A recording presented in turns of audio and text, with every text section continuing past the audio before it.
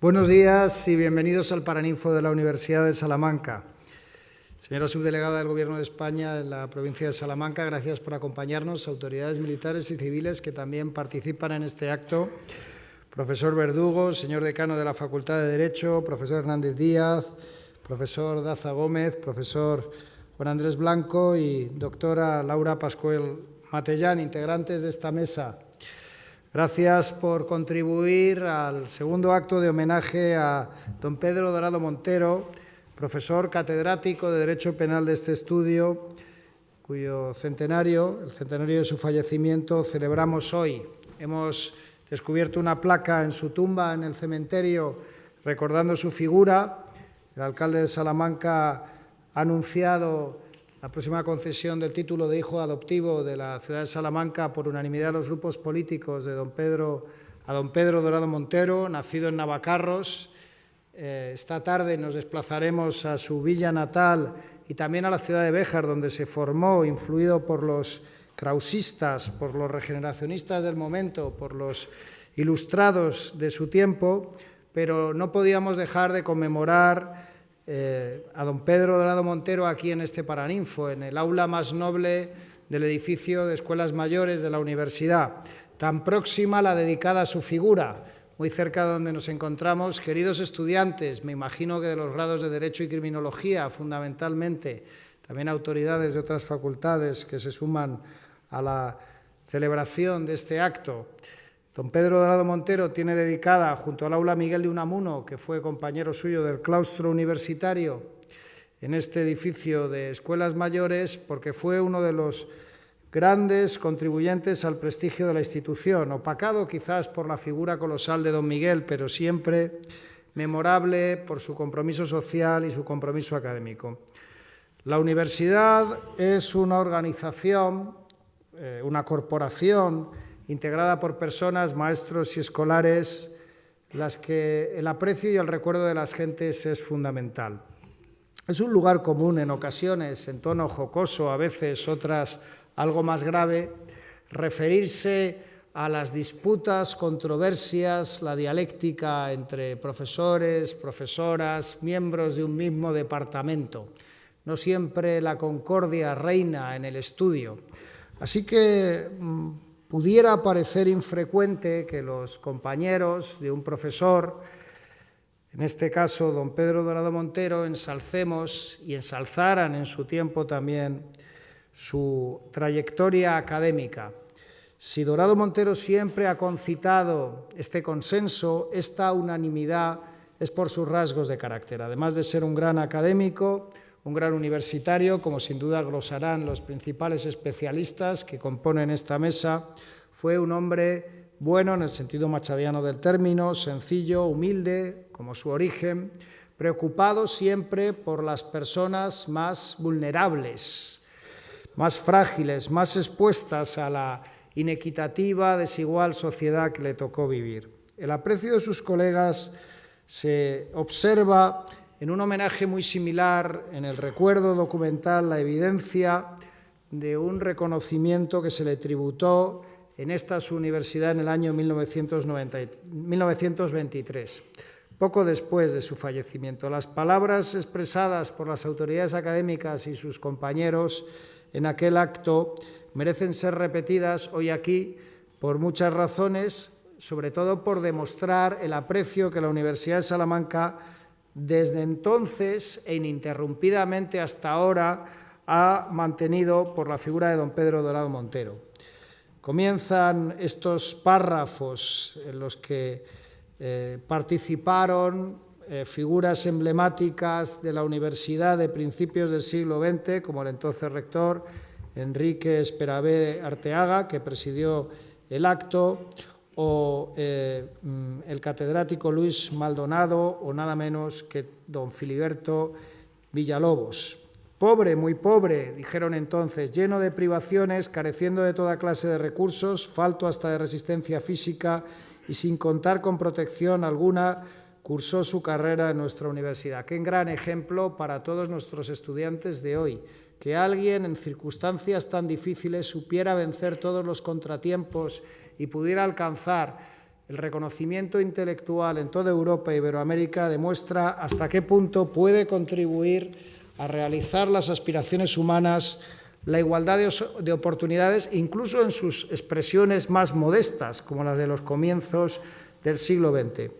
Recordaron entonces también sus compañeros que no se afilió a ninguna secta ni a determinada escuela, aunque sentía entusiasmo por el positivismo. No era sectario don Pedro Dorado. Entre sus amigos se encontraban personas de orientación ideológica muy diversa, muy distinta a la suya, como el profesor Gil Robles. Supo compartir con Unamuno, con Gil Robles, con quien tenía otra forma de pensar, y encontrar en la universidad el lugar de encuentro, de debate, de concordia de todas las opiniones. Jamás se echaba sobre el alumno achacándolo a falta de aptitud o a carencia preparatoria las responsabilidades de sus fallos. Se preocupaba como profesor, este es otro de los rasgos que quiero destacar hoy aquí, quizás el más importante para el estudio, de que todos sus estudiantes alcanzaran sus objetivos académicos, probablemente porque él mismo sabía que solo gracias al compromiso de esos filósofos krausistas como don Nicomedes Martín Mateos tuvo la oportunidad de estudiar. Y cuando llegó al fin de su vida se acordó, cómo no, de la Universidad de Salamanca, de su alma mater.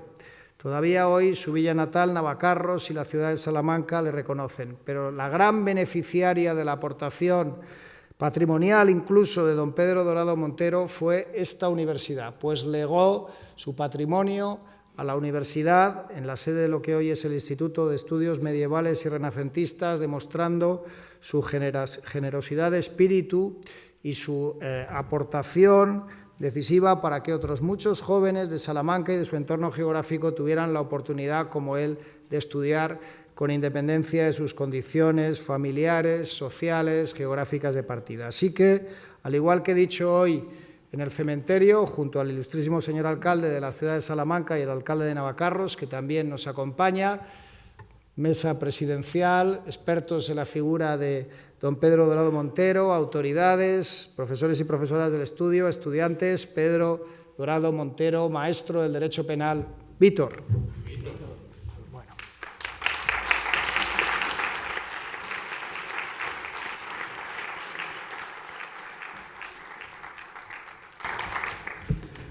Gracias, señor rector. Yo quería comenzar este acto subrayando el honor que para quien es catedrático de Derecho Penal y para todo el grupo de penalistas que forman parte hoy de esta universidad, el significado tan especial y el honor que supone un acto como este. Si hay una figura que marque, que tenga o que aporte un elemento diferencial a los estudios de penal en esta casa, es justamente Pedro Dorado Montero. Sobre ello tendremos ocasión de hablar hoy a lo largo de toda esta sesión, y hablarán de ello también quienes me acompañan. Pero verán todos ustedes, además, que aquí esta mesa está integrado no ya por penalistas, o no solo por penalistas. Hay expertos en educación, expertos en historia vinculados al pensamiento político en general. Hay profesores que provienen del otro lado del Atlántico. Es decir, miren, eso da un poco o refleja el significado y el contenido de la obra de Dorado Montero. Cuáles son sus bases, cuáles son la construcción teórica que hay detrás y las propuestas o el sentido que tienen las propuestas que él formula. Y comenzamos este acto, como no debe ser de otra manera, por el decano de nuestra facultad. Realmente una universidad son en cada momento las personas, los profesores que la integran, sus alumnos y sus profesores. Eso es una universidad, no ya el edificio, que también, pero no es el continente, sino el contenido es la clave. Y den ustedes un paso atrás en el tiempo. Váyanse al final del siglo XIX, cuando Dorado se incorporó a esta casa y la universidad en su totalidad no llegaba a 1000 alumnos.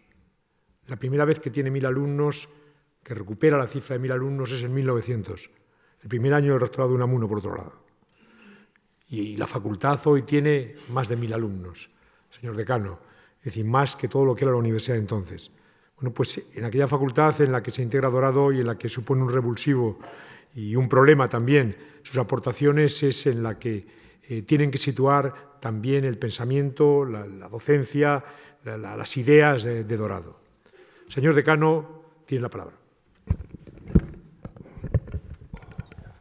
Muchas gracias, profesor Verdugo. Muchas gracias, querido Ignacio.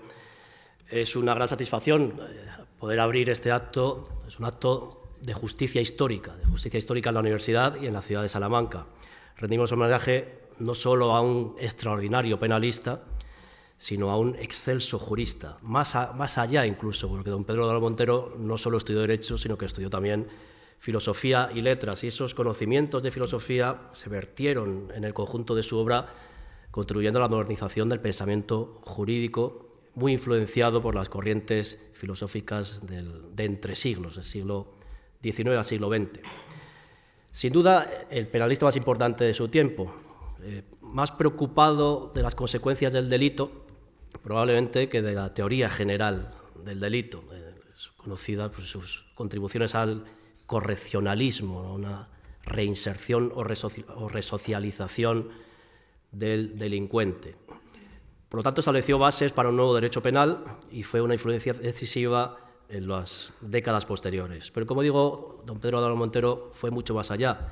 Son conocidas sus contribuciones a la teoría del Estado, anticipando de alguna manera las bases de lo que luego conocimos como el Estado social, y sus contribuciones a la teoría del derecho y a la filosofía del derecho. Abogaba siempre por un derecho de esencia social, recuperar el derecho justo desde el punto de vista social, humanizar el régimen económico, solidarizarse con la causa obrera y buscar la solidaridad desde el Estado, un Estado que buscase la igualdad entre todos los ciudadanos. Y en su filosofía, pues es conocido que fue también precursor del positivismo, no el positivismo normativo, pero sí la nueva concepción del derecho como un derecho creado por y para el hombre, no un derecho impuesto por autoridades divinas, no, es el hombre el que debe crear las bases para su desarrollo actual y futuro. Y la justicia como un valor relativo y subjetivo, la justicia como una aspiración ética, pero es el derecho el que tiene que buscar esa justicia sobre unas nuevas bases. Y la coacción del derecho necesaria para mantener el orden social, la paz social, pero un derecho, como digo, humanizado. Homenajear a un jurista de la talla de Dorado Montero es buscar recuperar la gloria de los grandes profesores de la Universidad de Salamanca y es ensalzar, buscar la gloria de la universidad misma. Así que, como ha dicho el rector, y yo repito, don Pedro Dorado Montero, Víctor.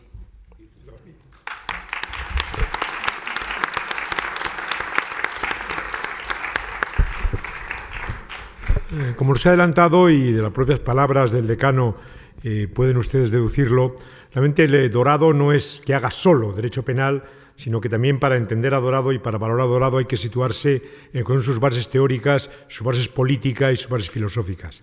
Para hablar justamente de lo que son sus bases políticas y sus posicionamientos políticos, tenemos a Juan Andrés Blanco, que él es el miembro de la Facultad de Geografía e Historia. Aquí los que estamos en la mesa somos prácticamente cada uno de una facultad, cada uno de un departamento, cómo esa convergencia de pensamientos se dan también aquí. Juan Andrés, tienes la palabra.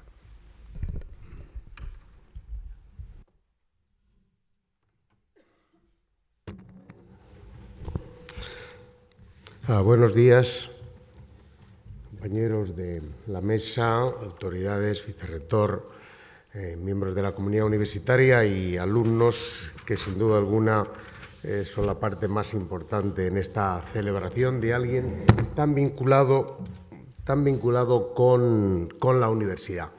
Bueno, me corresponde a mí, como profesor de contemporánea, analizar la trayectoria política de Dorado Montero.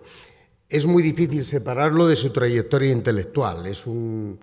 Dorado Montero es fundamentalmente un intelectual en un momento en que a los intelectuales se les exige, se les pide un pronunciamiento sobre lo que ocurre en esa España de la Restauración, en esa España del paso del siglo XIX al siglo XX. Y él lo es un intelectual consecuente, abierto a las corrientes que se están produciendo en Europa y en España, pero desde una posición claramente crítica y absolutamente independiente.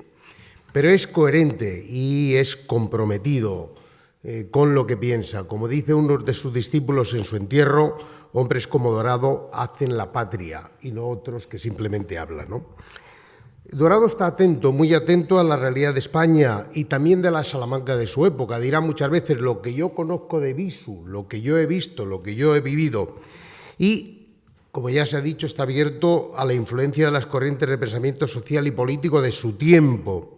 Su posición política evoluciona. Él viene de un mundo muy católico, se relaciona también en una parte con el integrismo. El profesor Verdugo lo conoce bien, esa relación y ese choque con parte del integrismo salmantino, pero lo hace siempre desde una posición de radical independencia y eso le permite el que, con muchas influencias, sin embargo, mantenga siempre una posición personal, ¿no?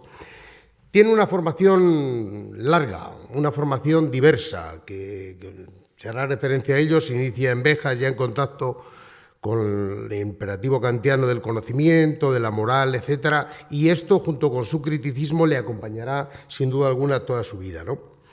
En su trayectoria desde esas primitivas posiciones tradicionalistas, avanza hacia otras que son claramente consideradas en su tiempo como subrevolucionarias, ¿no?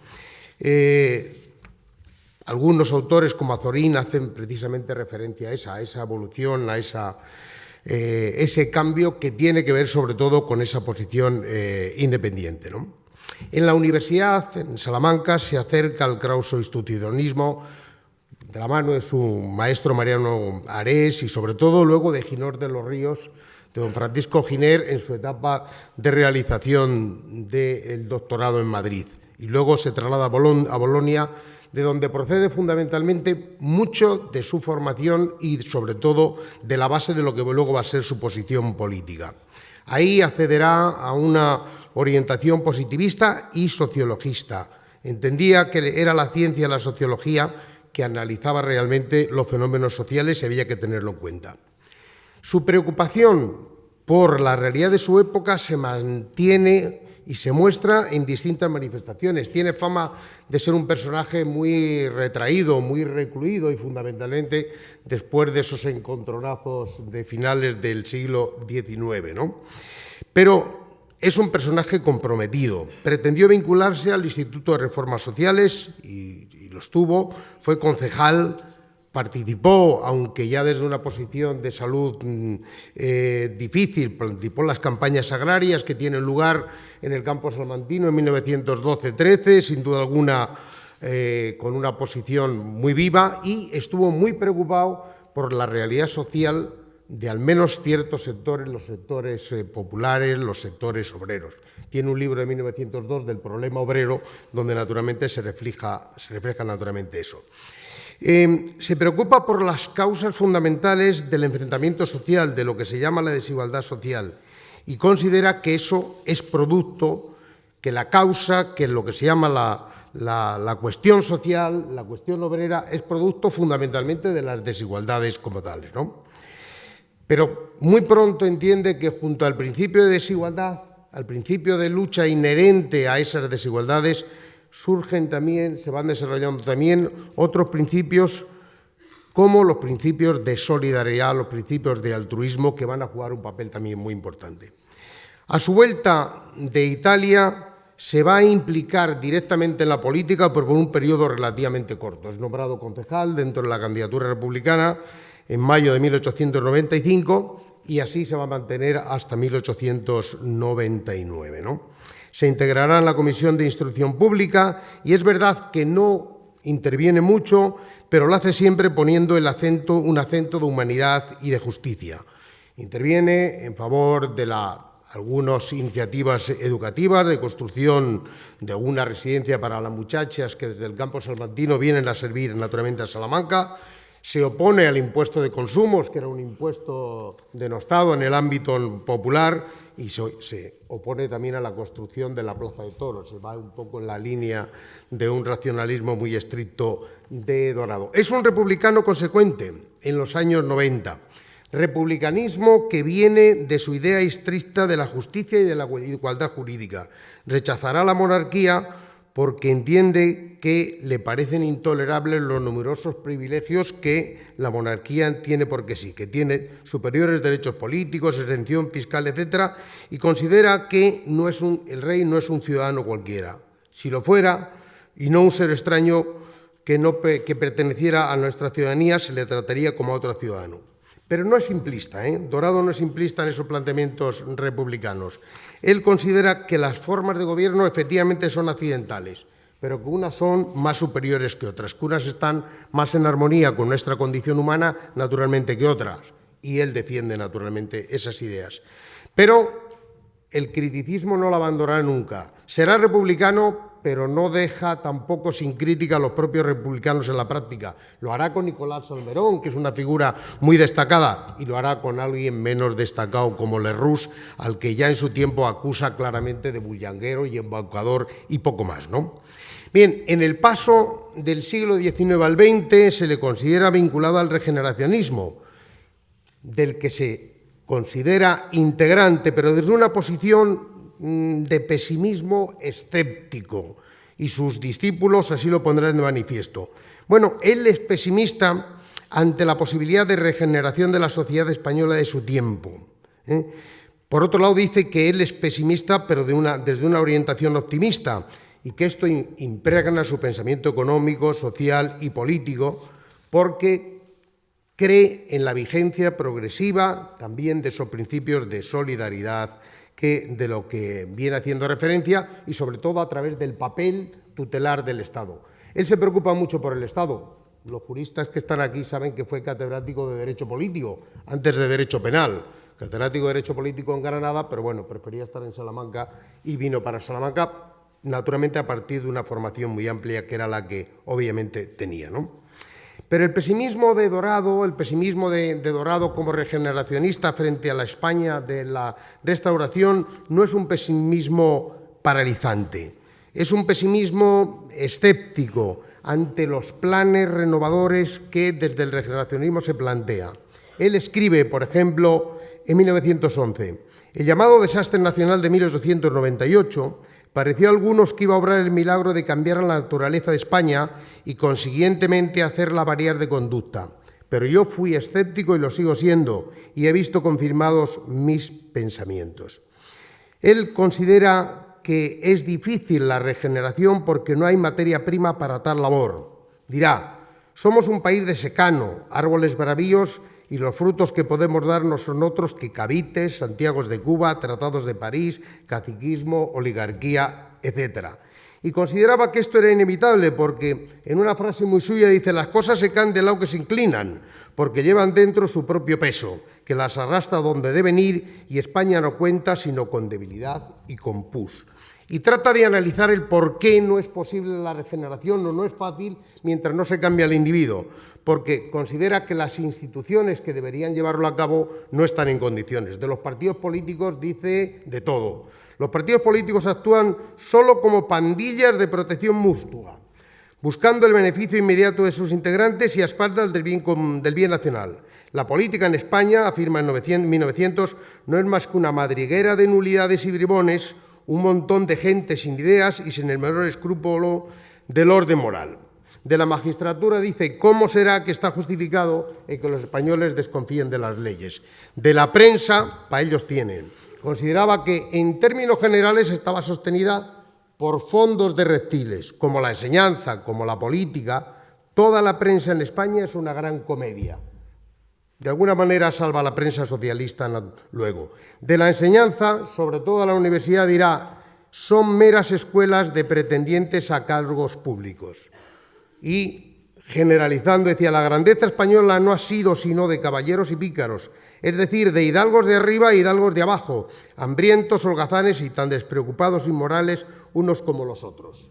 Bueno, ¿no hay salida? Sí, sí hay salida, en su opinión, pero la salida vendrá de la acción del Estado y sobre todo del cambio del individuo. Dice: ¿hay que acabar con España o hay que hacer una revolución radical en la cabeza de los españoles? Incluso hacerlo, aunque no lo quieran, incluso hacerlo dice, hay que hacerles el bien aun por la fuerza y en contra de su voluntad, ¿no? Critica, obviamente, el sistema de la Restauración, sobre todo el liberalismo. El liberalismo de Sagasta lo considera un liberalismo individualista, responsable de la cuestión social, como decíamos. Y de Cánovas, bueno, le reconoce algunos pasos en el tratamiento de la cuestión social, ¿no? Algunos autores muy reconocidos en el mundo académico, como José Álvarez Junco, y con razón, que tiene un libro sobre la filosofía social del anarquismo español, y algunos otros, consideraron a Dorado como vinculado de alguna manera al anarquismo en algún tiempo. En realidad no lo es.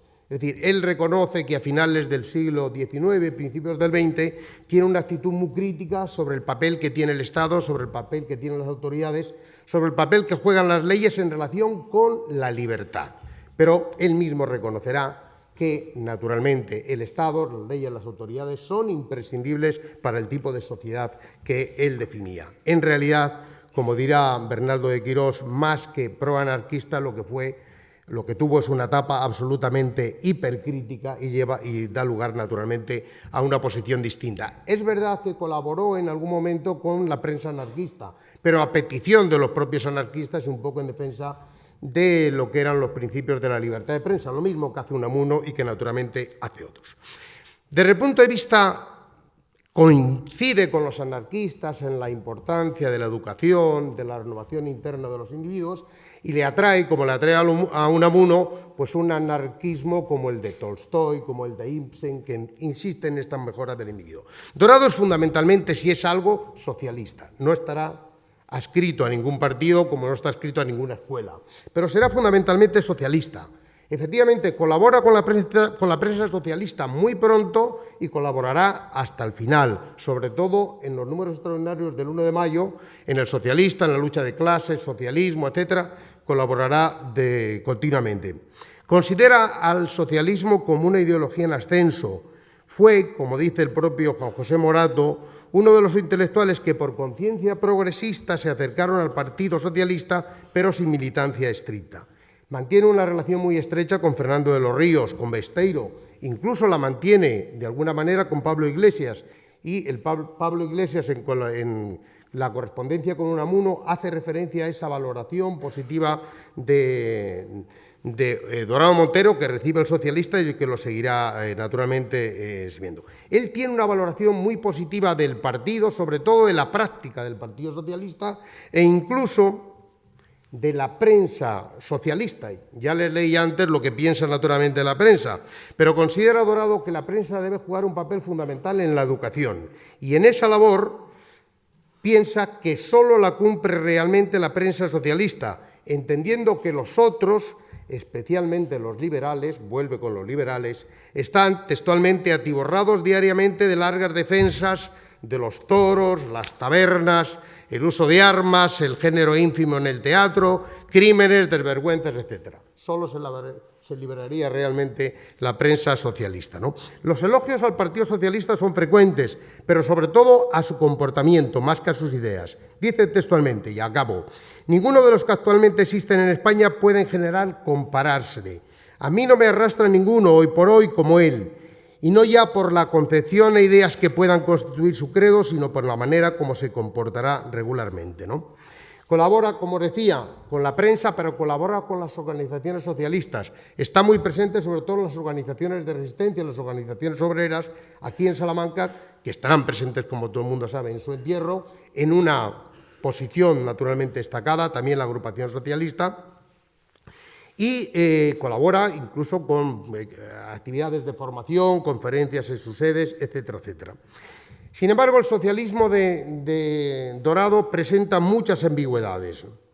En su ideología, en constante evolución, conviven algunas ideas marxistas, conoce las ideas de Marx, pero no tanto directamente como sobre todo a través de algunos socialistas sui generis italianos, sobre todo Achilles Loria, el pensamiento económico, político, etcétera, en buena medida le viene de ellos, ¿no?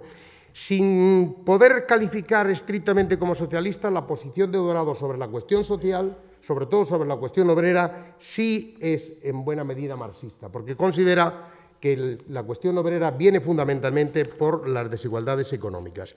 Pero las diferencias de Dorado con lo que él llama el socialismo ortodoxo revolucionario son notorias. En muchos casos rechaza las estrategias a seguir por el Partido Socialista en el tratamiento de la cuestión social, que entiende que naturalmente que son reduccionistas. Sobre la lucha de clases constata su existencia, pero él no cree que la solución venga por la agudización de la lucha de clases, sino naturalmente por otros instrumentos. Rechaza Dorado toda estrategia asentada en la violencia que considera incompatible con la progresiva vigencia de la solidaridad social. Insiste en la necesidad de cambiar el comportamiento humano a través de la educación. Habrá que hacer en el alma de las gentes una revolución paralela y proporcional a la revolución externa. Es decir, se inclina por un socialismo moralista y justiciero. Propugna la reforma radical de la sociedad capitalista, la abolición de las relaciones de producción y distribución inherentes a dicho sistema, pero ha de hacerse de forma evolutiva, sin violencia, fomentando las tendencias existentes hacia la solidaridad y modificando a los individuos.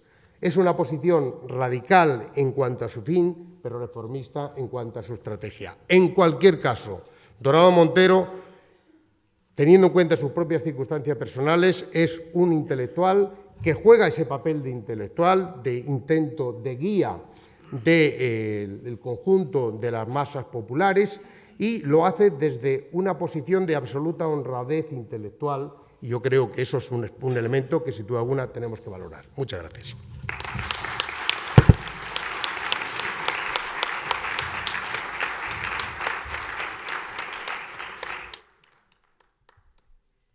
Muchas gracias, Juan Andrés.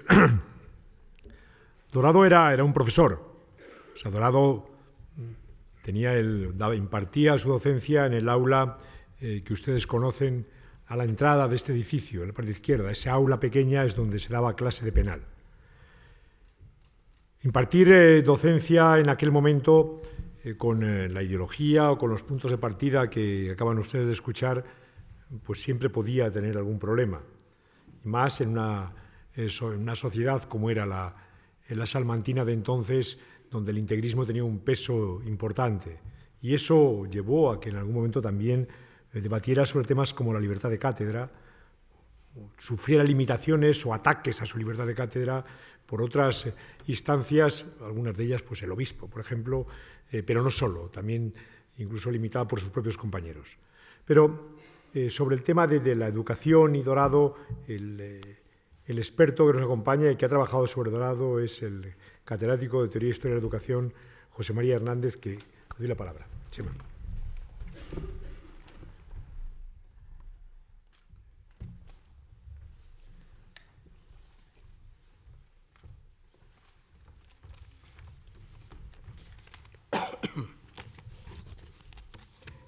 Bien, buenos días.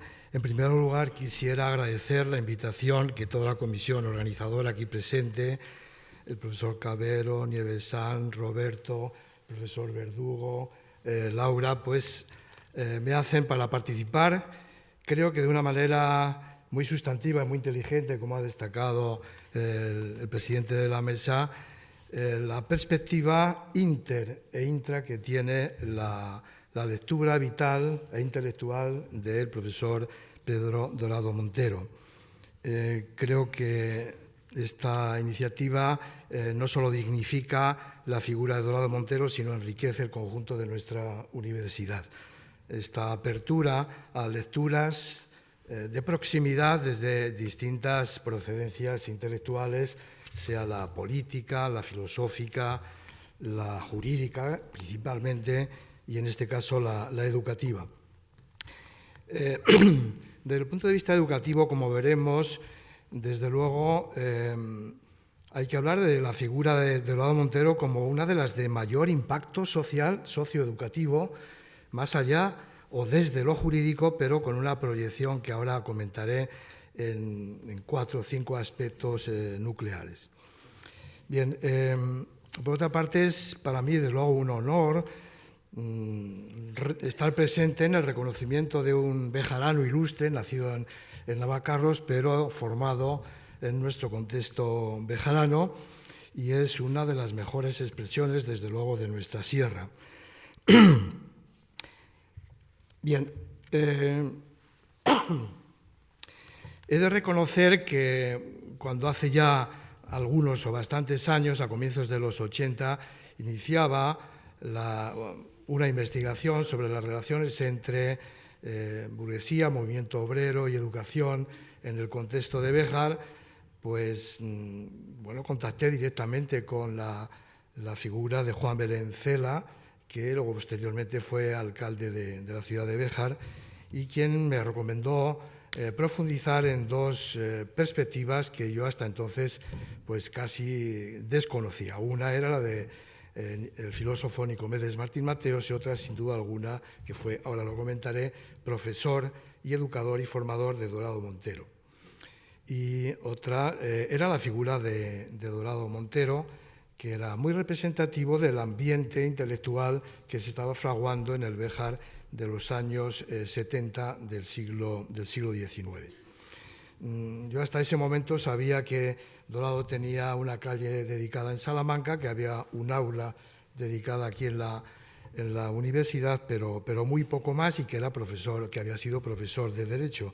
Y sin embargo, pues estas pistas me condujeron a la lectura completa desde un punto de vista pleno, escarbando y analizando los elementos pedagógicos de la obra de Montero.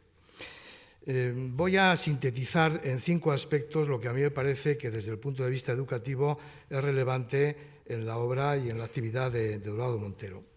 En primer lugar, yo hablaría de la pedagogía del esfuerzo, algo que está ahora un poco en desuso en determinados sectores. Bien, pues Dorado Montero, y muy bien ha sido reflejado en la presentación no solo política, sino sociopolítica que ha hecho nuestro compañero de la Facultad de Geografía e Historia, Juan Andrés Blanco, pues es la expresión de la constancia, de la tenacidad, de la inteligencia de un campesino humilde, un campesino hijo de leñadores, que tuvo un accidente cuando era niño con sus padres, con su padre, y que le dijeron: si no vales para trabajar, ponte a estudiar, si encontramos apoyo.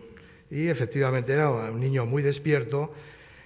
Se buscaron los apoyos de la capellanía del lugar y posteriormente pues fue encauzado hacia un lugar muy representativo y emblemático de la educación del momento en el oeste de España, como era el Colegio de Primera y Segunda Enseñanza, dirigido por don Juan García Nieto, un krausista que luego va a ser presidente del Ateneo de Madrid, entre otras muchas cosas, y representante de un pensamiento liberal. Pero allí se encuentra también, como luego vamos a ver, con otras personalidades, Eloy Bejarano o Nicomedes Martín Mateos. Es decir, una persona enferma y lisiada, pero inquieta, que es capaz de afrontar esa realidad, sobreponerse, es algo que nunca le va a abandonar en toda su trayectoria vital e intelectual. Al mismo tiempo que eso, nunca se desclasó, nunca abandonó su lectura del mundo del cual procedía, que era humilde, que era el de los campesinos de la época de finales del siglo XIX en el Béjar o en el Navacarros del momento. Esa actitud le va a conducir a buscar soluciones, novedades, aperturas ideológicas y educativas de forma constante a lo largo de toda su trayectoria vital. En segundo lugar, lo que yo denominaría la pedagogía del ejemplo de sus maestros. Tuvo la suerte, la mejor que podemos tener en nuestra vida es la suerte de tener buenos maestros, sin duda alguna.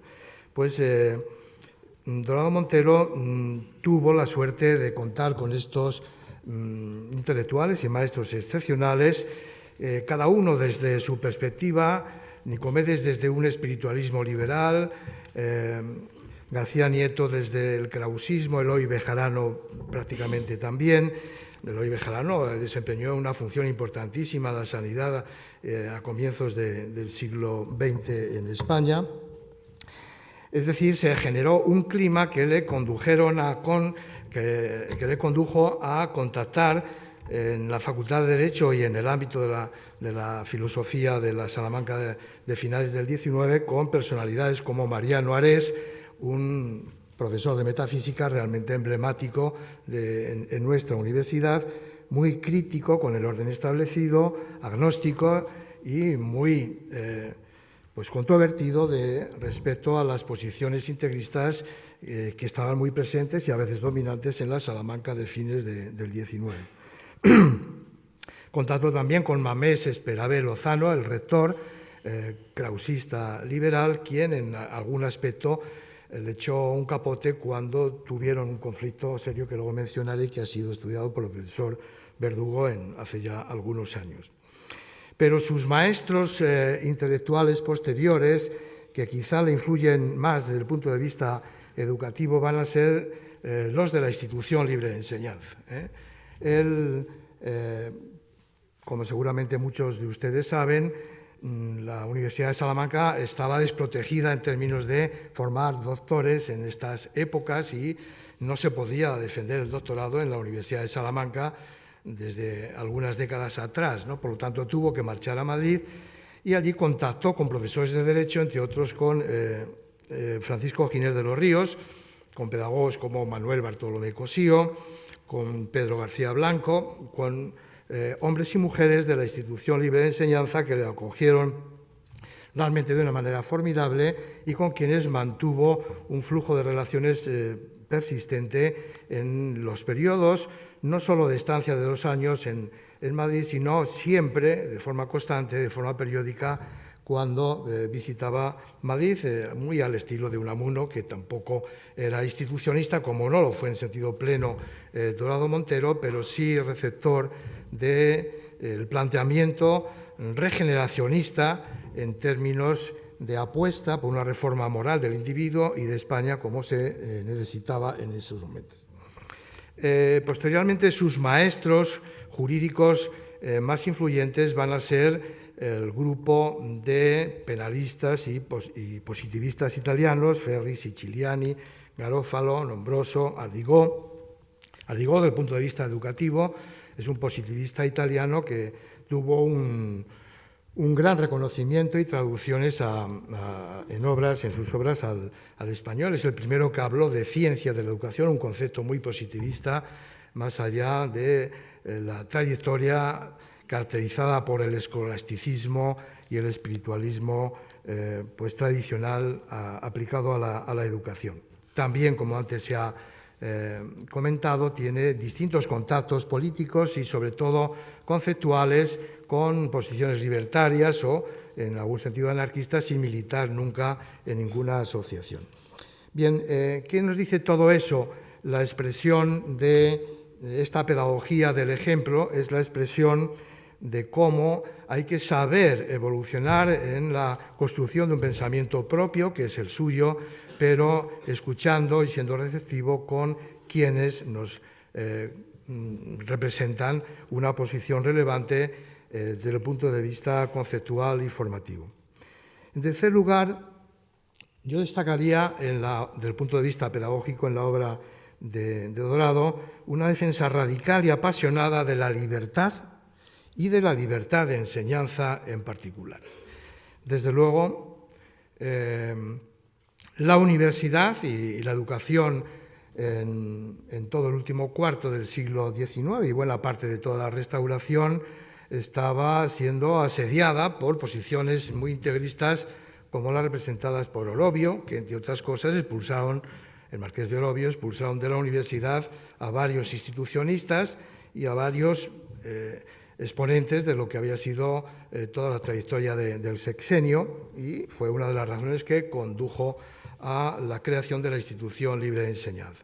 Por lo tanto, la libertad de enseñanza, entendida no como la libertad de crear centros, como también ocurrió, sobre todo a partir de la Constitución de 1876, numerosísimos centros de segunda enseñanza configurados, concebidos como pues mecanismo de negocio, porque no se había dado una respuesta desde el punto de vista de la oferta pública de la segunda enseñanza.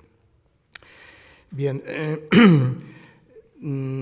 la libertad de enseñanza que defiende Dorado Montero no tiene nada que ver con ello, sino que es la libertad profunda y radical de expresión de cátedra en sus procesos de enseñanza, así como en todo lo relacionado con la imprenta, con la publicación en distintos ámbitos, en distintos artículos, en distintos libros. Él escribe, por ejemplo, en la revista pedagógica más importante del momento, que era el Boletín de la Institución Libre de Enseñanza, escribe entre 1886 y 1916 nada menos que 12 artículos, la mayoría de ellos relacionados con los principios racionales de la libertad de enseñanza, y lo argumenta realmente de una forma bastante contundente.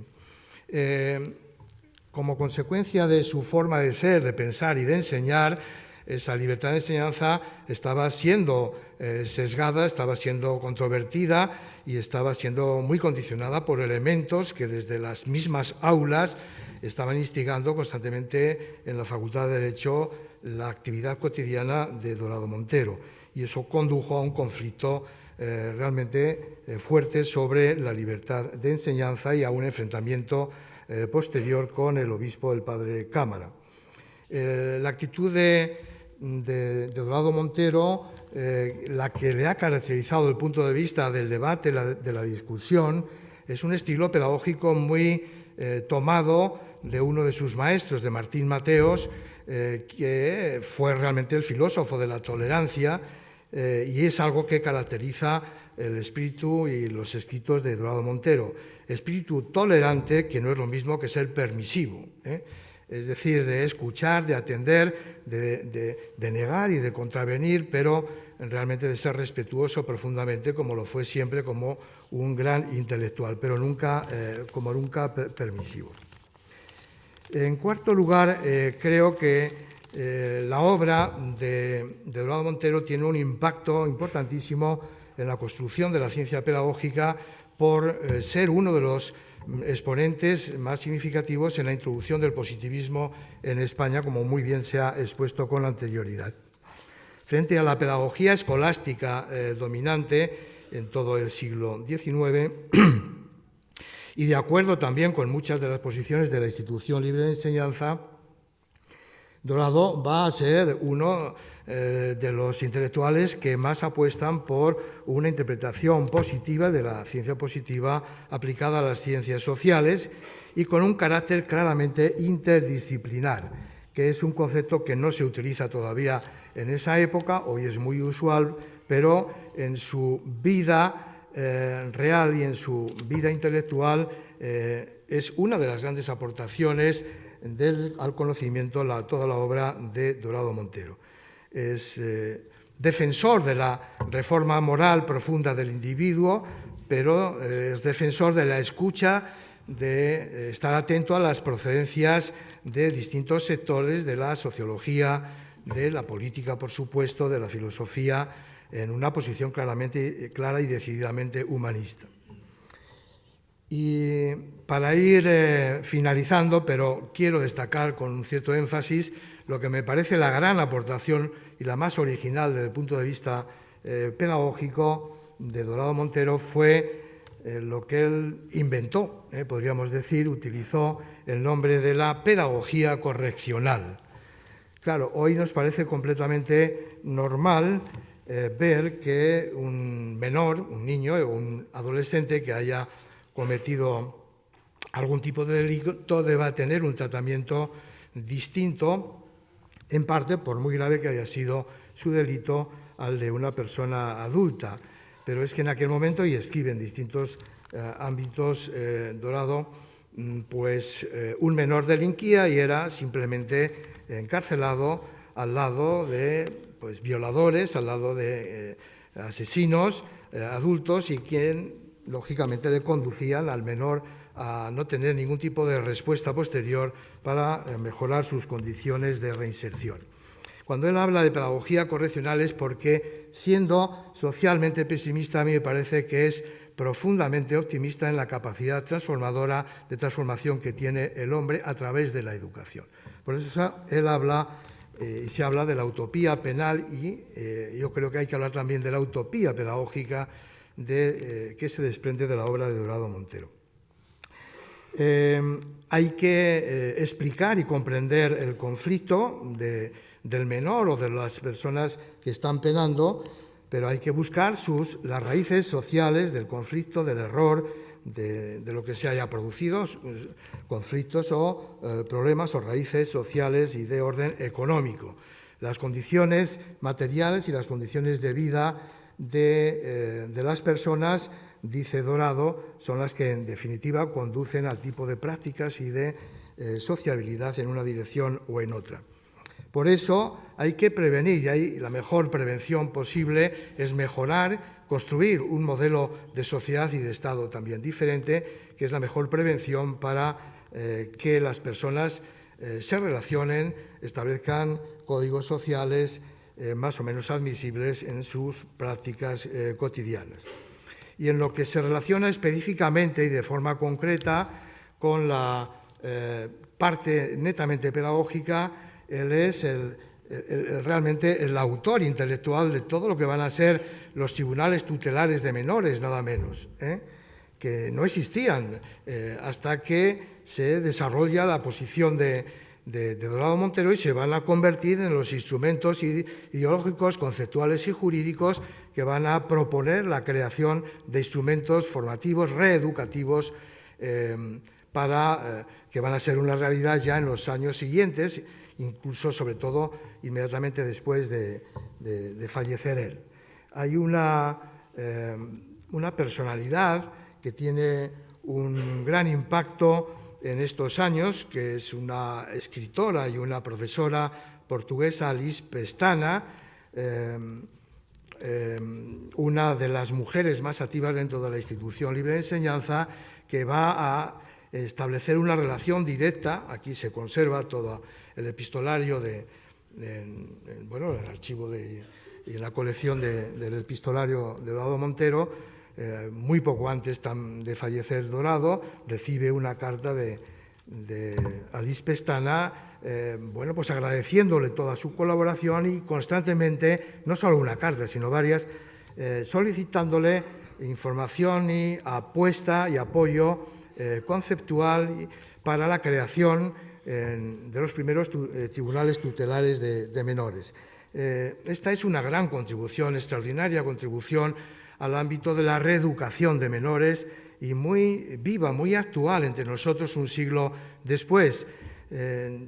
No hay que penalizar al menor, hay que establecer criterios de acogida y de prevención y posteriormente de reeducación con instrumentos pedagógicos, como hoy ya desarrollamos en nuestra formación de educadores sociales y de pedagogos en nuestras facultades.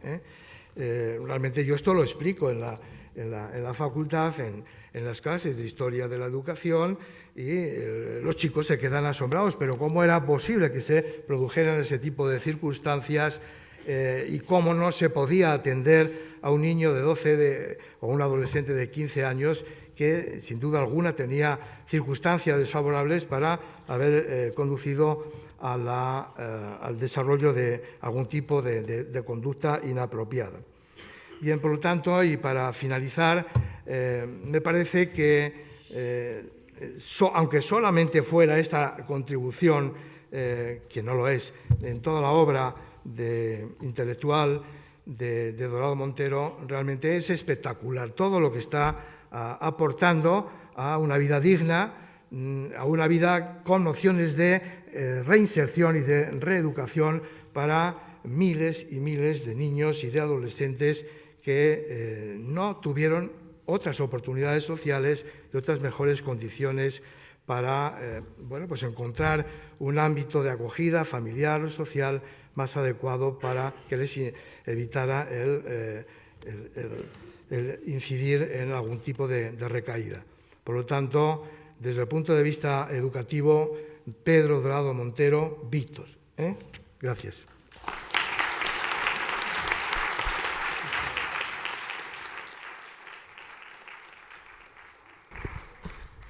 Muchas gracias, José María.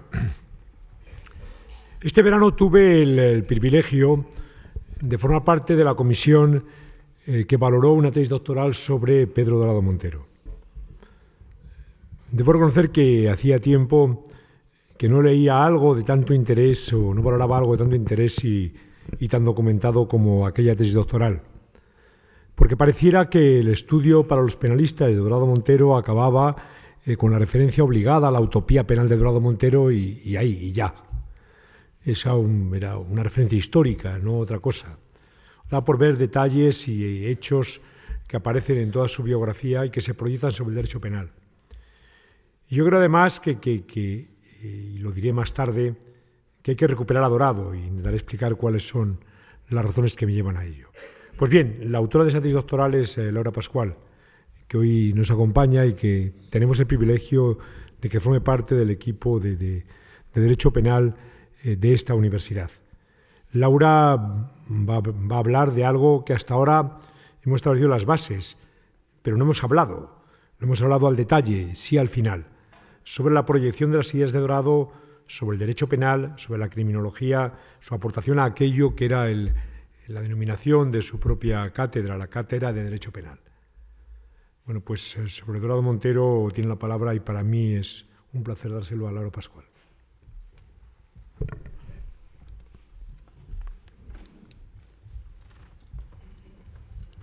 Buenos días. En primer lugar, agradecer al profesor Ignacio Verdugo sus palabras y su presentación. También a mis compañeros de la comisión de Pedro Dorado Montero, porque han dedicado una cantidad ingente de trabajo en sacar este acto adelante.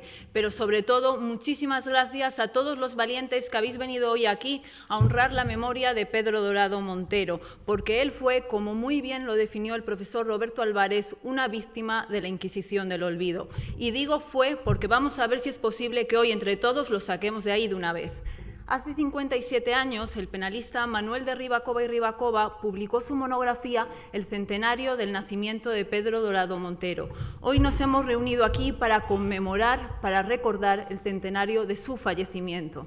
Esto significa que los penalistas españoles contemporáneos que creen en la rehabilitación, en la resocialización, en las segundas oportunidades como finalidad de la pena, es decir, que defienden hasta la extenuación el artículo 25.2 del texto constitucional, llevan 100 años huérfanos. Pedro Dorado Montero fue jurista de formación, se licenció y se doctoró en Derecho. El primer trabajo que consigue lo consigue aquí, en la Universidad de Salamanca, trabajando como profesor auxiliar en las cátedras de Derecho Penal y de Derecho Procesal. Sin embargo, este trabajo no le permitía tener una vida decente. Con él no se salía de la pobreza y era uno de los tantísimos trabajadores pobres que había en la época. Por eso decide empezar a opositar a las distintas cátedras que se iban convocando, todas ellas dentro del ámbito jurídico, pero de las distintas disciplinas. No eran tiempos para andar eligiendo si a uno le gustaba más el derecho mercantil, el derecho natural o el derecho romano. Uno se presentaba a todo lo que salía. Esto es lo que explica que en el año 1892, y tras superar un examen de oposición, Pedro Dorado Montero se convirtiera en catedrático de Derecho Político y Administrativo de la Universidad de Granada. Coincidió que en aquella época, en ese mismo año, la cátedra de Derecho Penal de la Universidad de Salamanca la ocupaba el penalista Jerónimo Vida Vilches, granadino, un hombre deseoso de volver a su Granada natal. Contacta con Pedro Dorado Montero, que también tenía mucho interés en venir a Salamanca y así poder estar más cerca de Navacarros, de su campo y de su montaña y de la gente con la que se crió. El hecho de que Pedro Dorado Montero hubiera sido profesor auxiliar en la Cátedra de Derecho Penal, unido a que había realizado una estancia postdoctoral en Bolonia, donde se le manda a realizar una memoria que luego publica en forma de monografía, que es un estudio comparativo entre el estado de la ciencia penal y criminológica italiana y el estado de la ciencia penal y criminológica española. Estas dos circunstancias hacen posible que ese interés que tenían ambos catedráticos en permutar sus cátedras fuera aprobado. Por tanto, solo unos meses después de que Pedro Dorado Montero fuera catedrático de la Universidad de Granada, se convierte en el catedrático de Derecho Penal de la Universidad de Salamanca. Dorado Montero ha pasado a la historia del derecho, a una historia del derecho cargada de olvido, eso sí, como una de las voces más críticas que hay dentro del mundo jurídico con el derecho positivo y con la propia enseñanza del derecho. Yo creo que su caso solo es equiparable al de los abogados italianos Merlino y Gori, que eran anarquistas y por tanto iusnaturalistas radicales y sin embargo pues se dedicaban al ejercicio del derecho. El propio Gori además tiene una tesis de fin de carrera que es una de las grandes aportaciones de la escuela positiva del derecho penal, en la que analiza las relaciones entre la miseria y el crimen. En este sentido, Pedro Dorado Montero, cuando se refería a las facultades de Derecho, decían que eran esos lugares donde se ejercía el sacerdocio de la fuerza organizada y que la carrera de Derecho era una carrera de adhesión a las estructuras de poder y de dominación, en la idea que el alumno de Derecho entraba en la facultad de Derecho creyendo en la justicia y salía creyendo en el derecho positivo.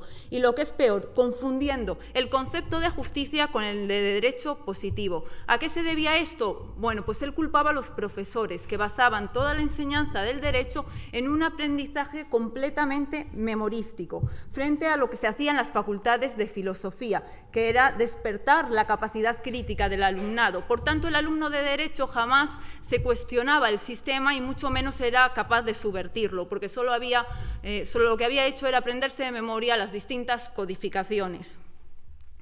El profesor de Derecho le enseña al alumno que el derecho positivo es la voluntad racionalizada de los vencedores. Y Pedro Dorado Montero creía que el derecho podía ser otra cosa, que el derecho podía tener un uso alternativo, que podía ser un elemento de resistencia de los más débiles. En este sentido, Pedro Dorado Montero creía que el concepto de justicia era un concepto que tenía cada ser humano. Todas las personas tenían su propia visión de qué era lo justo. ¿Y esto de qué dependía? Pues tenía un origen multicausal, multifactorial. En primer lugar, a la clase social a la que uno pertenecía, pero no solo. También a la familia que había tenido, si había mantenido o no relaciones significativas a lo largo de su vida, qué vivencias había tenido, había accedido a la instrucción o no había accedido, lo habían educado en valores o no lo habían educado. Además, el concepto de justicia es un concepto mutable, va cambiando en función, le vamos añadiendo acontecimientos a nuestra existencia. Por eso, lo que hoy puedo considerar justo dentro de 2 años, de 2 meses, de 2 días, ya puede que no me lo parezca. Estas concepciones particulares de justicia, Pedro Dorado Montero las denominó derecho natural. Hay tantos derechos naturales como seres humanos habitan en el planeta Tierra.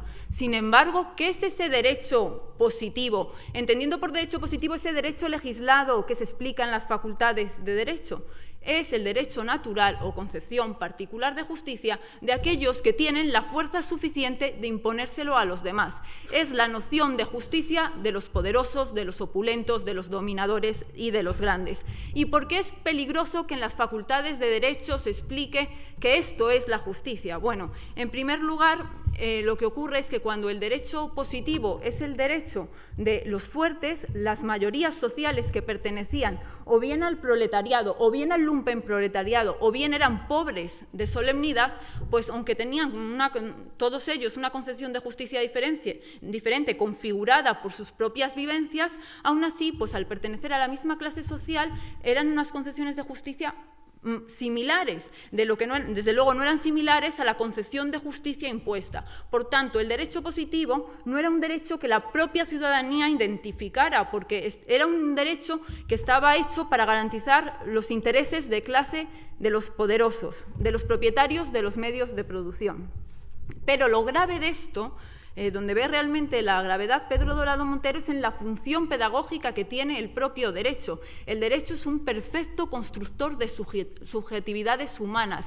El derecho crea formas de ser persona. Esto enlaza fenomenal con la aportación que hace Antonio Gramsci un poco después, el concepto de hegemonía cultural, que es lo que él le aporta a la filosofía marxista, que no viene a ser otra cosa que el problema no es cuando el sistema se apodera del poder político o del poder económico. El problema es cuando el sistema se apodera de cómo pensamos las personas, cuando moldea nuestros imaginarios colectivos. Y esto es lo que ocurría con el derecho. Y ocurría con el derecho, y es lo que explicaría por qué los desposeídos, aquellos que no tenían nada, aquellos que pasaban hambre y frío, terminaban por defender la ley de la propiedad privada, una ley que Dorado Montero siempre consideró injusta. Y por la misma razón defendían las durísimas penas recogidas en las distintas codificaciones penales para delitos de robo y hurto, porque el derecho les había enseñado a ser así. El derecho construye subjetividades humanas. En este sentido, también en la obra penal de Pedro Dorado Montero se ve la función pedagógica del derecho penal cuando habla de la pena de muerte. Él estudia, bueno, él es un correccionalista y por tanto crítico con todas estas penas, pero evidentemente la pena de muerte es la pena más deshumanizada que hay y la va a criticar hasta la saciedad. Pero el problema de la pena de muerte no solo es el daño que se le hace al sujeto al que se asesina, sino que también educa. Por eso, cuando él compara las estadísticas realizadas por los positivistas italianos que miden la tasa de delitos graves y de sangre en países donde está la pena de muerte y la compara con la tasa de delitos graves en los países en los que no hay pena de muerte, de lo que se da cuenta Pedro Dorado Montero es que es más alta donde hay pena de muerte. ¿Y esto a qué es debido? Es debido a que los seres humanos, la ciudadanía, que presenciaba esa pena aberrante, todas esas muertes públicas, toda esa tortura, lejos de pensárselo dos veces antes de cometer un delito, se insensibilizan, pierden la capacidad de empatía, se les endurece el corazón y por tanto tienen menos reparo luego en hacer ellos daño al prójimo, podríamos decirlo así. Algo que ya se sabe en la actualidad, por ejemplo, cuando los soldados van a ir a una guerra, sobre todo esto lo hacen mucho en Estados Unidos, pues se les ponen antes imágenes súper violentas de mutilaciones, torturas, asesinatos, con el objetivo de que pierdan esa capacidad de reconocerse en el sufrimiento ajeno y luego puedan ir con un arma y cargarse al que se les ponga por delante sin que se les encoja mínimamente el corazón. Por tanto, el derecho tiene una función pedagógica. En este sentido, ¿qué pensaba Pedro Dorado Montero de lo que fue la disciplina a la que le dedicó toda su vida, que es el derecho penal? Bueno, él fue defensor del derecho penal correccionalista. El correccionalismo es la única escuela penal sustitucionista, o podríamos decir abolicionista punitiva. Es decir, defiende sustituir el castigo como finalidad de la pena por un tratamiento correccional. Pedro Dorado Montero lo que va a hacer es estudiar, digamos, todo lo que es el derecho penal desde que los pueblos prerromanos habitaban la península ibérica, el derecho penal en Iberia, hasta la primera década del siglo XX, ¿no? Y lo que se da cuenta que incluso cuando no estaban configuradas las propias codificaciones penales en Iberia, pues ya los lusitanos, cómo iban castigando, ¿no?, a aquellos enemigos con la crucifixión, con el despeñamiento. Él va estudiando que a lo largo de toda la historia, incluso después de que Cesare Beccaria publique su famosa obra de los delitos y de las penas, incluso en esos momentos de dulcificación extrema del derecho penal, siempre está el castigo. Y entonces, de lo que se da cuenta es, el castigo puede responder a algo orgánico, a un cierto impulso que tenemos los seres humanos cuando nos hacen un daño. Pero aparte de esto, lo que tendríamos que hacer es que por medio de la instrucción, de la educación y del derecho es reconducir ese instinto para crear sociedades mejores. Y esto no se ha hecho. Lo que se ha hecho es positivizar ese instinto, positivizar el castigo. Entonces ya no solo es un instinto, ya lo hemos aprendido. Por eso es imposible que los seres humanos imaginen un derecho penal que no sirva para castigar. Puede que ese castigo lo camuflemos, puede que añadamos, por ejemplo, otras finalidades de la pena, pero desde luego no podemos entender un derecho penal que no sea retributivo. ¿Qué supone ser correccionalista? Hacer esfuerzos por desaprender el castigo y apostar por la corrección del delincuente. Para esto, Pedro Dorado Montero va a trabajar en dos planos diferenciados. El primero es cómo podemos prevenir la delincuencia o primer delito. El segundo, cómo podemos prevenir la reincidencia o la reiteración delictiva. Segundo, tercer, cuarto, quinto delito. En este sentido, pues él analiza el medio social y, como les he dicho, él había ido a Bolonia a realizar una estancia postdoctoral. Allí él ya llega con la mente muy abierta porque él se había licenciado también en filosofía y se pone en contacto, pues con esa escuela positivista que ya estaba en plena efervescencia. La criminología científica había triunfado, Ferri, Lombroso, Garófalo ya habían publicado sus obras más importantes. Dorado Montero queda fascinado con la sociología, con el estudio del medio social, pero también con la antropología. Los antropólogos tienen una virtud maravillosa que los juristas no tienen ni la mayoría de los investigadores, y es una virtud que va a adquirir Pedro Dorado Montero. Es la capacidad de mirar, de observar el mundo con ojos extrañados, de mirar la cotidianidad desde fuera, sin darla por hecho. Entonces, esta virtud que adquiere Pedro Dorado Montero es la que me ha llevado a mí siempre a defender que Dorado fue un grandísimo penalista por sus estudios de filosofía, por sus estudios de sociología, de antropología y a pesar de sus estudios de derecho.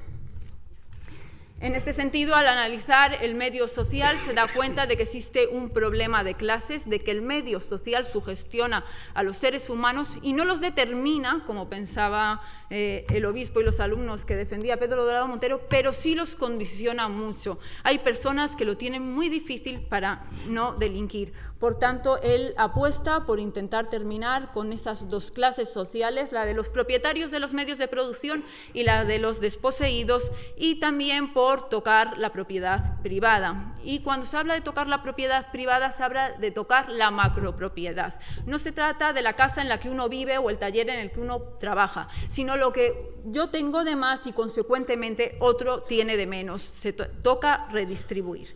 En cuanto a todo esto, que se trata de ponerle barreras al delito, aún así hablan lugares a los que el Estado no pueda llegar, como es el marco de los hogares y cosas que no se puedan cambiar. Y las personas seguirán tal vez delinquiendo. Entonces ha llegado la hora de resocializar. El derecho penal tiene que tener una función correccional. Es decir, tenemos que terminar con lo que podría ser esa transmisión intergeneracional de la violencia penal que hemos aprendido y hablar de tratamientos rehabilitadores. ¿Qué es la corrección para Pedro Dorado Montero? Bueno, Dorado Montero tiene clarísimo que las personas a lo largo de todas las etapas de la historia siempre han necesitado lo mismo para tener una vida decente. Se trata de tener un techo, se trata de tener alimentos, se trata de tener agua, se trata de vivir en contacto con la naturaleza, se trata de respirar aire puro y limpio y de vivir sin miedo a que mañana me rompo una pierna y me quedo sin trabajo, a que enfermo y me echan del trabajo o a que mi familia no puede subsistir. Sin miedo a ser una carga, como pudo pasarle a él cuando se quedó cojo y manco. Sin miedo a tener una vejez en la que nadie me cuide y no vaya a saber qué va a ser de mí en un futuro. Vivir sin miedo. Y sobre todo, Dorado creía que también se necesitan una serie de factores de protección de corte psicológico relativos al establecimiento de relaciones significativas entre seres humanos. Todas las personas necesitamos a alguien que nos quiera, alguien que nos nombre, alguien que nos reconozca. Si falla alguna de estas cosas, las posibilidades de caer en el delito empiezan a dispararse. Por tanto, ¿qué es resocializar a los delincuentes? Es dotarles de los factores de protección psicológicos, sociológicos, económicos que no tenían.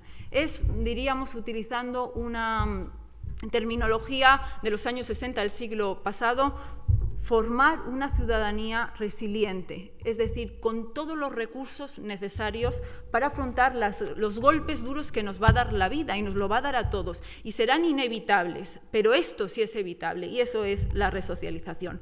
A mí me gusta mucho poner a Dorado Montero en diálogo con Concepción Arenal. Concepción Arenal es la otra gran correccionalista española, pero que sin embargo representan los dos una manera muy diferente de mirar una misma filosofía penal. Concepción Arenal pertenecía a la burguesía acomodada de la época, era el rostro amable de esa burguesía, ese rostro filantrópico, ¿no? Ella tiene tres obras fundamentales para mí, para entender su pensamiento: El visitador del pobre, El visitador del preso y Cartas a un obrero. En El visitador del pobre y El visitador del preso, Concepción Arenal defiende la visitación y el acompañamiento. Al que sufre hay que acompañarlo, hay que tenderle la mano, hay que estar con él, ayudándolo a soportar su dolor. En Cartas a un obrero le pide a los obreros que no hagan huelga, que no a la asociación obrera, que hay que aguantar el tipo, que para eso los vamos a ayudar. Es una defensora de la caridad. Y esto, a pesar de que ella era muy consciente, como lo eran todos los correccionalistas, de que el medio social sugestiona. Su correccionalismo es el de hay que cambiarlo todo para que nada cambie. Sin embargo, Pedro Dorado Montero pertenecía a la subalternidad. Él cambió de clase social al convertirse en catedrático, pero no cambió su noción de justicia. Pedro Dorado Montero miró al pobre y al preso desde abajo. Por eso, frente a estas obras de Concesión Arenal, él publicó Del problema obrero y el derecho protector de los criminales. No se trata de visitar a nadie, no se trata de acompañar a nadie, se trata de redistribuir la riqueza, se trata de garantizarle a las personas vidas decentes.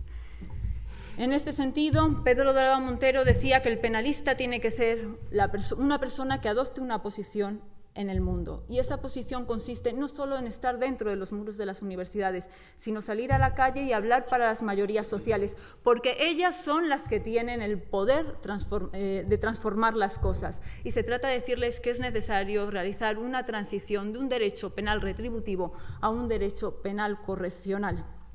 Tal vez, como han aprendido el castigo, no sean capaces de sentir que el derecho penal tiene y puede ser otra cosa, pero sí lo pueden racionalizar. Y si lo pueden racionalizar, lo pueden llegar a defender. Y si lo defienden, tal vez podamos positivizarlo. Y si lo positivizamos, lo aprendemos, porque el derecho hará su función pedagógica. Y entonces ya será muy fácil entender un derecho penal que no sirva para castigar.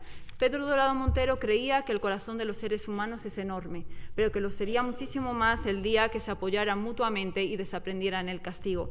Para terminar, simplemente decirles que la semana pasada leía un artículo de la escritora Susana Fortes, cuyo final voy a utilizar cambiándolo para cerrar mi intervención. Tanto ayer como hoy, el mundo se ha dividido en dos tipos de personas: las que van por la vida con un código penal o con cualquier otro tipo de material inflamable echando más leña al fuego, y las que van detrás con un extintor intentando apagar el incendio. Pedro Dorado Montero jamás soltó el extintor. Creo que la mejor forma de honrar su memoria es que nosotros hagamos lo mismo. Muchísimas gracias.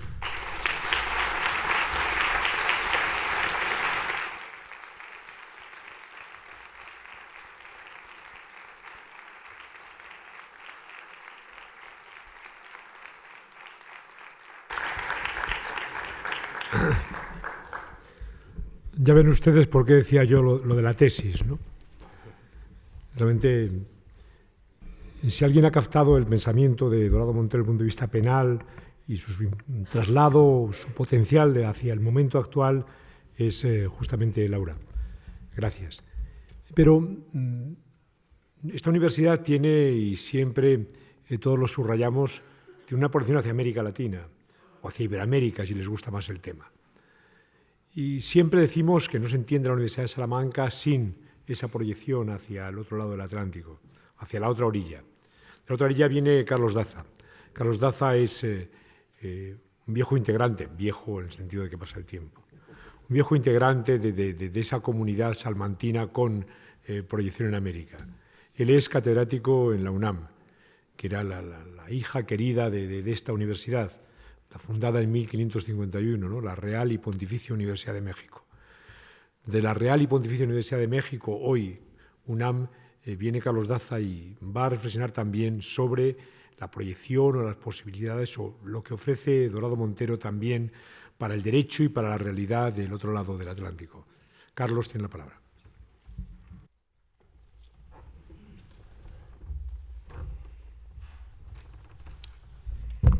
¿Qué tal? Muy buenos días. Quiero agradecer en primer término al excelentísimo e ilustrísimo rector magnífico Ricardo Rivero por el puente que ha tendido con las universidades latinoamericanas, al profesor doctor, también rector magnífico de esta universidad, Ignacio Verdugo, que me tocó desde los años 1997 y 98 que fuera nuestro maestro, que estuviera en México, y también que haya tenido puentes muy importantes para principalmente México y desde luego con todo Latinoamérica.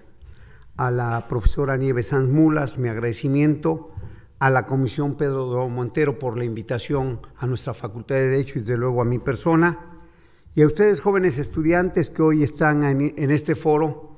Me acuerdo que en 1980, cuando era alumno de la Facultad de Derecho, nos dijeron, estábamos en clase y nos dijeron: si no, vamos a ir a una conferencia y si no asisten, les vamos a quitar 2 puntos. Entonces tuvimos que ir voluntariamente a escuchar esa conferencia y recuerdo que era mi profesor Luis Rodríguez Manzanera, que ha sido el más grande criminólogo de nuestra Facultad de Derecho y en Latinoamérica tiene una gran repercusión.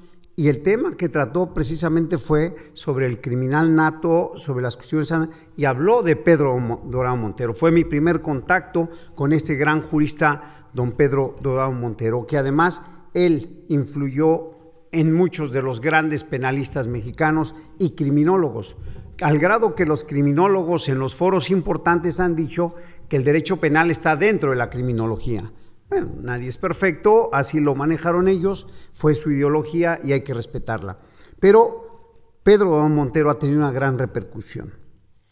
Lo que acaba de decir don Ignacio Verdugo sobre la hija pródiga de esta universidad es que nuestra Facultad de Derecho, la Real y Pontificia, tomó los colores, tomó los estatutos y desde luego tiene una formación y propiamente podemos decir que somos hijos, esta universidad es hija de esta gran universidad salmantina.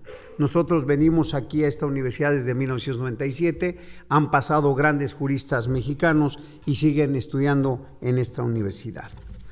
Yo me voy a centrar en algo que para mí es la génesis de Pedro Dorado Montero, la formación de Pedro Dorado Montero, el pensamiento fundamental de Pedro Dorado Montero y una gran repercusión que ha tenido en Latinoamérica, para después llegar a una posición personal.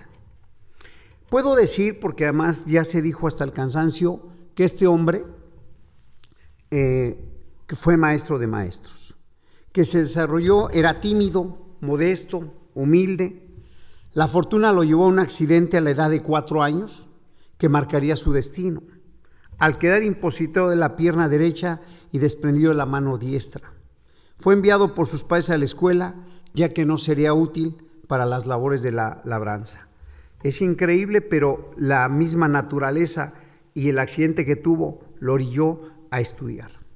Pese a las limitaciones físicas, Dorado Montero cubría la distancia entre su pueblo natal y el Colegio de San Bartolomé, ubicado en Béjar, a 7 kilómetros de distancia, logrando sufragar los estudios gracias a una beca y modestos premios económicos, producto de su excelencia, siendo en 1878, con apenas 17 años, que partió a la Universidad de Salamanca.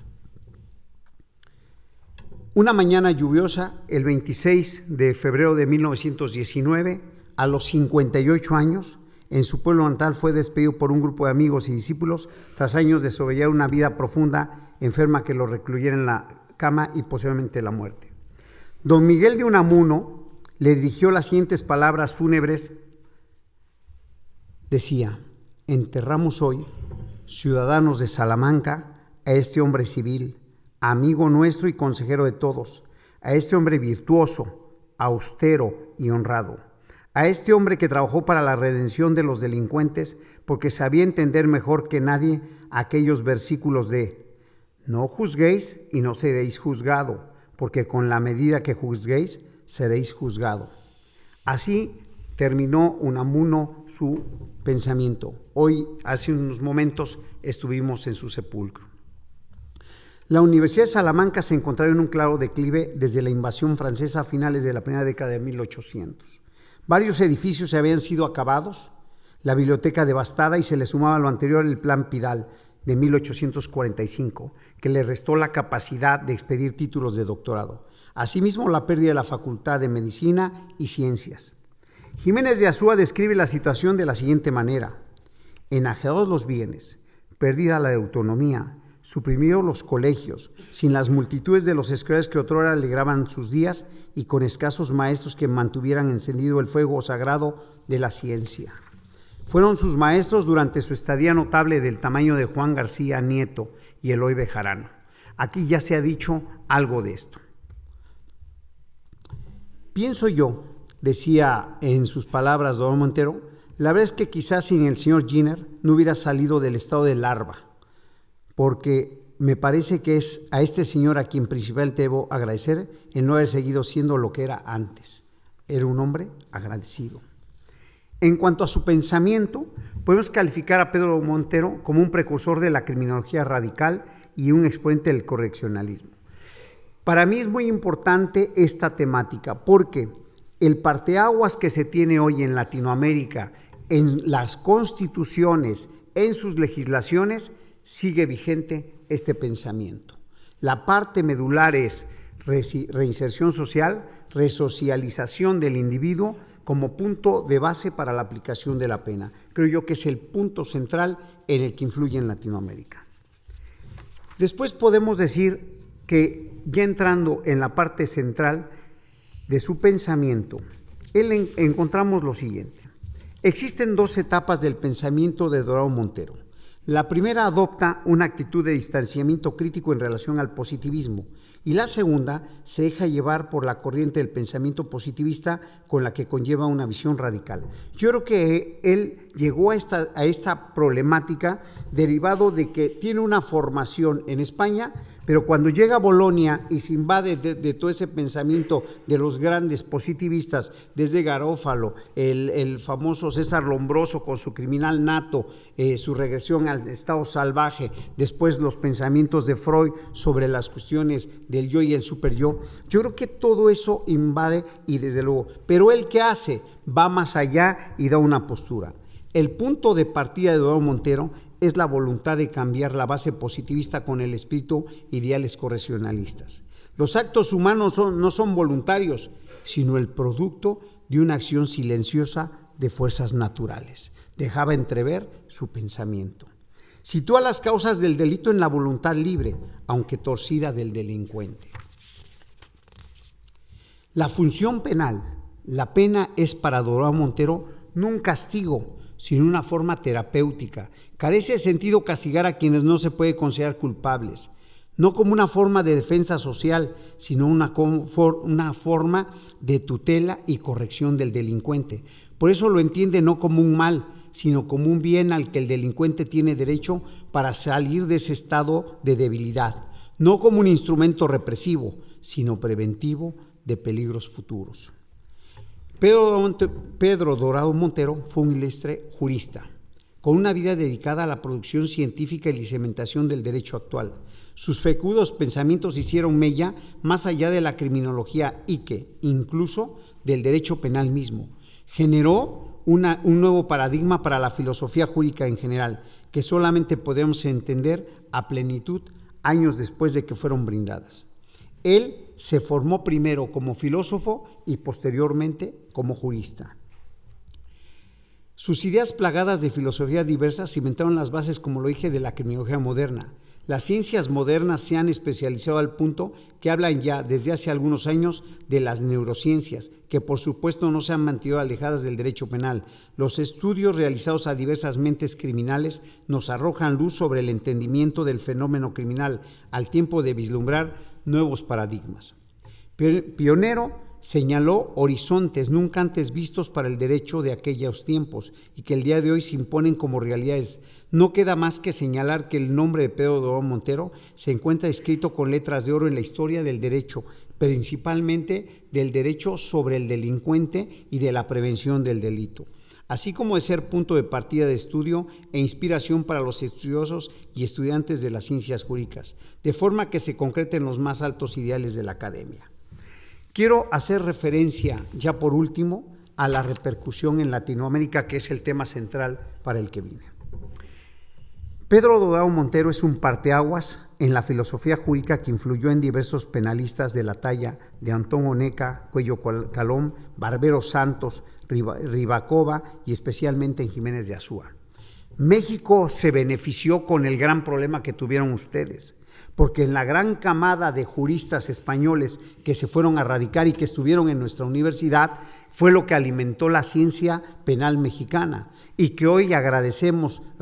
No podemos decir que por la cuestión del momento que se vivía en España, que fue muy lamentable, pero que nos llevó a gente de la talla de Constancio Bernaldo de Quirós, Mariano Ruiz Funes, Mariano Jiménez Huerta, entre ellos y desde luego a Luis Jiménez de Azúa, que este hombre invadió el pensamiento formador de generaciones y que en México, pues desde luego los grandes juristas que tenemos, don Celestino Porte Petit, don Raúl Carrancay Rivas, don Ricardo Franco Guzmán, todos ellos son influenciados por el pensamiento. ¿Y qué decir de un maestro Zaffaroni en Argentina, de grandes juristas que tenemos en Latinoamérica? Desde luego todos ellos, pero que el pensamiento de Pedro Dorado Montero, trasladado a través de todos estos grandes juristas, ha formado las grandes escuelas que hoy conforman la ideología penal mexicana. La propuesta de Dorado Montero se identifica con el correccionalismo, que responde a su idea de que los fines de la pena sea la corrección o enmienda del delincuente, cosa distinta de lo que se trataba de que la pena fuera simplemente para sancionar, que fuera retributiva. Hoy él le da a la connotación de retribución una salida y se le retribuye, pero para beneficiarlo, para que pueda reinsertarlo socialmente, no desde el sentido tradicional. Además, sostuvo la unificación de postulados correccionalistas con los positivistas, donde la pena fue entendida como protección o tutela del delincuente. Por ejemplo, en el Código Penal de 1929 estableció como objetivo fundamental, Código Penal Mexicano de 1929, como objetivo fundamental que la pena fuera la reinserción del delincuente. El ilustre penalista salmantino exigió que el derecho se dejara de posturas metafísicas, que son sus meras ilusiones, que son solo ilusiones bellas, a un análisis metodológico de la relación efectiva de la vida fáctica de la sociedad, análisis que incluye aspectos históricos y sociales de las relaciones interpersonales que permitiesen la experimentación y que explicasen el desarrollo de tales instituciones. El profesor Salmantino criticó diversas posturas del positivismo, entre ellas la codificación, la tendencia de las legislaciones de elevar el texto legal a los preceptos legales o que él denomina derecho natural. Quiero cerrar mi participación diciendo que, por ejemplo, algo que es muy importante, que en Argentina tenemos nosotros que el fundamento de la pena es como primera medida la ejecución de la pena privativa de la libertad, pero tiene como finalidad lograr que el condenado adquiera la capacidad de comprender la ley. Acto seguido que la comprensión haya surtido efecto, debe procurarse que el condenado proceda a respetar la ley. Y por último, que el condenado tenga la adecuación de la reinserción social, promoviendo la comprensión y el apoyo de la sociedad.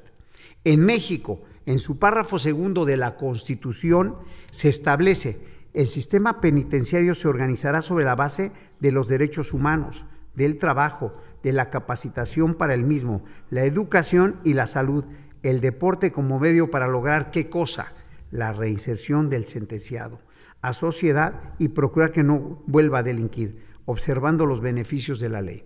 Y así vamos a ir encontrando en diversas legislaciones y en constituciones de Latinoamérica plasmado la huella de este gran jurista español. Por último, quisiera decirles que Pedro Dorado Montero hoy en día forma parte de lo que es la más importante escuela que tenemos. En el derecho sucede lo propio que en la naturaleza entera. Todo se transforma, todo se cambia, nada es seguro ni estable. Dorado Montero. En México decimos cuando terminamos una ponencia, por mi raza hablará espíritu, pero hoy vamos a decir Víctor. Muchas gracias.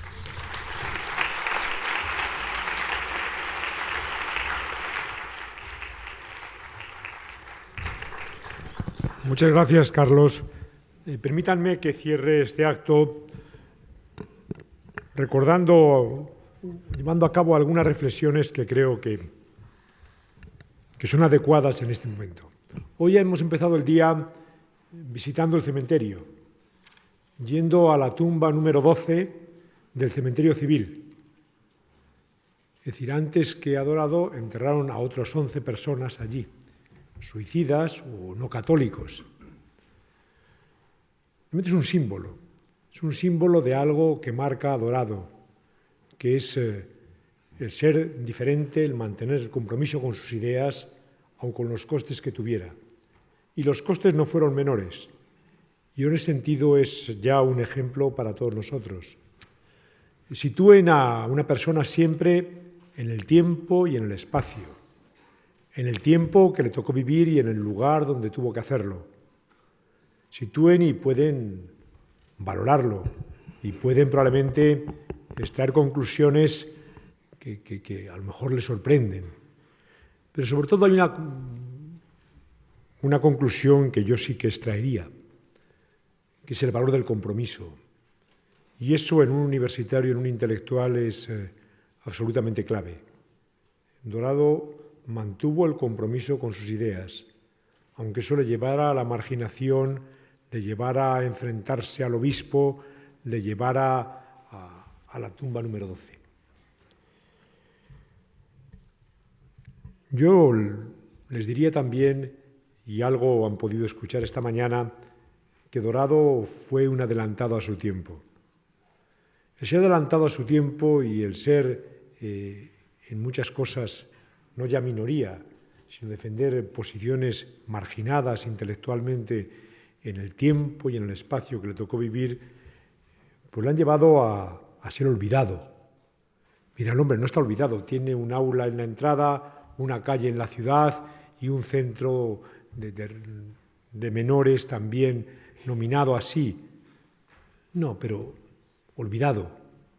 Olvidado en algo que Laura en su tesis subrayaba y que es verdad. Lo peor que te pueden decir de un jurista es que es utópico. En el momento que eres utópico, mire usted, empieza a interesarme como hecho cultural, pero no como una referencia para modificar la sociedad, etc. Bueno, siempre las utopías han cambiado el mundo, han ayudado a cambiarlo. Bueno, pues el sucesor en la cátedra de Dorado, que fue Antonio Neca, jurista clave y jurista sólido y consolidado, dedicó una monografía a Dorado que era la utopía penal de Dorado Montero.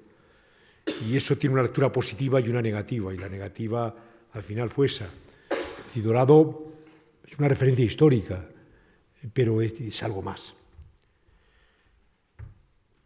Yo tenía el privilegio de que Laura me pidiera que prologara una edición de su tesis doctoral que verá pronto la luz.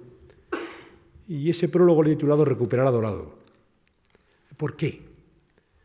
Miren, vivimos un momento que yo he calificado en algún lugar de entusiasmo punitivo, donde cuando hablamos de derecho penal hablamos de aumentar las penas, de aumentar la lista de delitos, de un valor simbólico del derecho penal. Ponemos el acento en las víctimas, pero nos olvidamos del que delinquió y de recuperar al que delinquió, que es probablemente la parte más positiva. ¿Cómo no nos vamos a olvidar además? Y nos olvidamos mucho más de por qué algo es delito o deja de serlo. Bueno, de esas cosas Dorado hablaba en el tiempo y en el espacio que le tocó vivir, pero la raíz de las ideas alternativas a ese modo de ver el derecho que hoy impera están, sin duda, o pueden encontrarse en la obra de Dorado. Hay que recuperar a Dorado. Hay que volver a pensar en el que delinquió. Hay que volver a pensar en el contenido de la pena o en las medidas que pueden aplicarse. Hay que volver a pensar en que el derecho penal no es un mundo aislado o que no tiene nada que ver con el Estado en el que se sitúa o con el modelo de Estado que tenemos o de sociedad que aspiramos a tener. Yo creo que eso está en Dorado. Hay que recuperarle. Hay que recuperarle porque además tiene otro factor que es clave y que se dijo en la primera intervención. Dorado evoluciona en su pensamiento. Si no tiene la rigidez de decir esto es lo que pienso y estos son mis dogmas. También se plantea la posibilidad de tener que evolucionar o tener que cambiar, o tener que, aunque lo haga en una determinada dirección siempre.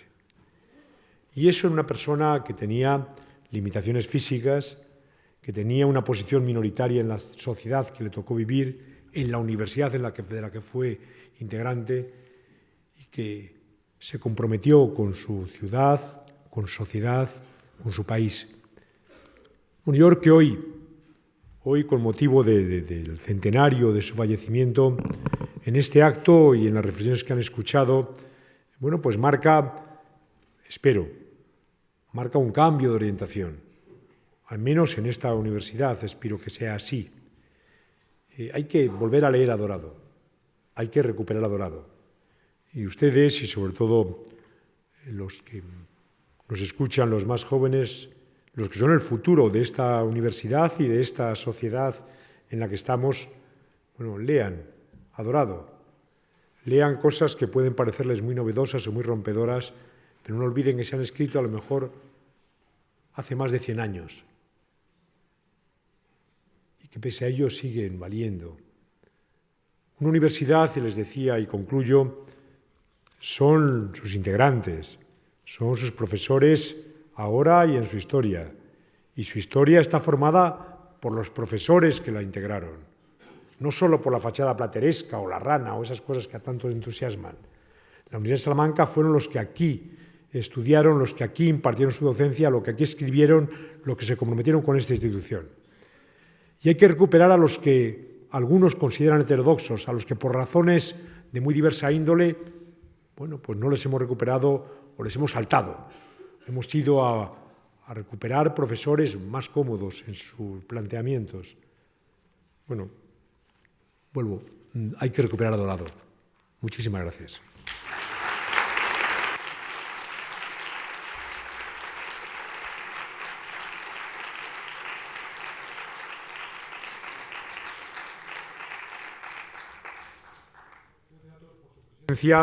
El acto ha terminado.